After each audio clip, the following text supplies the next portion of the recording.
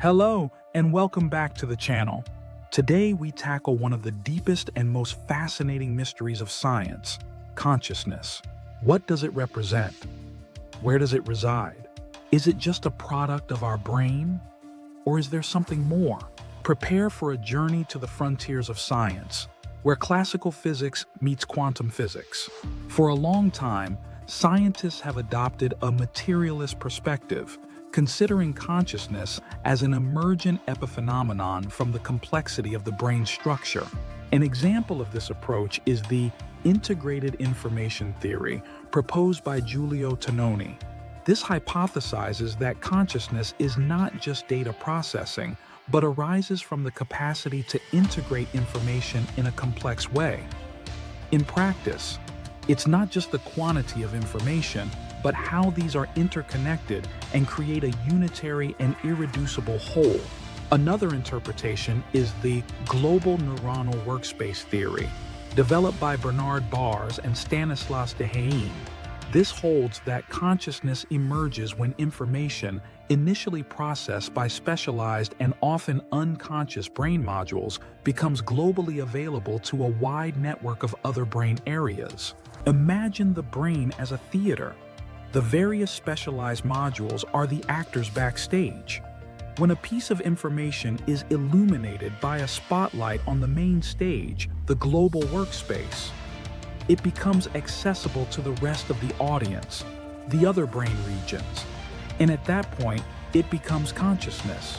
These conventional theories, and neuroscience in general, have made enormous progress in correlating mental states with brain states. But there's a problem, a big problem. It's not explained how neuronal activity can give rise to the subjective experience we live, or how sensations and awareness can emerge from pure matter. Why does red look red? Why does pain hurt? And if we are just biological machines, where does our free will fit in? This is the so-called hard problem of consciousness, formulated by the philosopher David Chalmers. These questions have pushed more and more scientists to seek answers in an unexpected territory: quantum physics. Quantum physics describes the behavior of matter and energy at subatomic scales, where classical rules cease to apply. Here we find phenomena like superposition and entanglement, which describe a non-local and interconnected reality. Among the most well-known theories that unite neuroscience with quantum physics is that of Nobel laureate Penrose together with Hameroff, called Orchestrated objective reduction. This suggests that consciousness emerges from quantum processes occurring within the brain's microtubules, hollow protein structures inside neurons.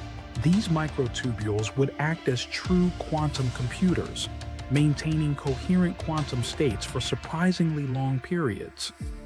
Consciousness would derive from the collapse of such quantum superpositions in a spontaneous process influenced by the geometry of space-time.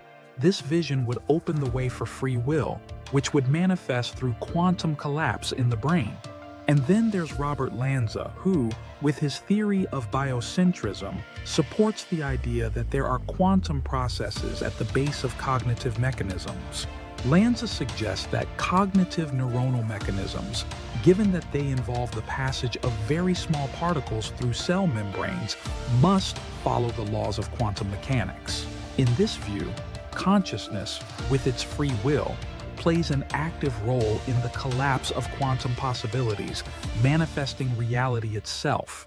Another example is that of physicist and inventor Federico Faggin, who argues that consciousness is a fundamental and irreducible property of the universe.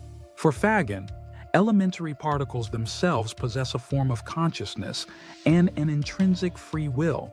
It is their decision at the quantum level that manifests reality, founding our own free will. And how not to mention the holographic universe theory, a perspective that further challenges our perception of reality, emerged from studies on quantum gravity and string theory.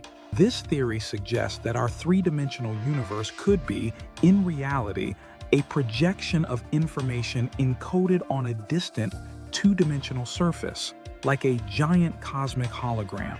consciousness, in this view, is not just a product of the brain, but is precisely the entity that decodes or interacts with this cosmic hologram. These theories lead us to a fascinating idea. What if the brain were not a generator of consciousness, but rather an antenna, a receiver tuned to a vaster, universal, or non-local consciousness? This metaphor implies that consciousness is not confined to our body, but exists outside of us. Certainly, many scientists consider these theories speculative and difficult to test, but a growing number are beginning to accept the quantum influence in brain processes. If consciousness were a fundamental field or the brain an antenna, the implications would be profound. Our understanding of who we are would change radically. We would not just be biological organisms, but part of something larger. Death might not be the end. Our consciousness could persist even when the biological body ceases to function. The scientific community is still divided, but research continues. And what do you think? Is the brain a generator or an antenna? Leave a comment below with your thoughts. If you liked the video, give it a like, subscribe to the channel, and share it. See you in the next video, always at the frontiers of science.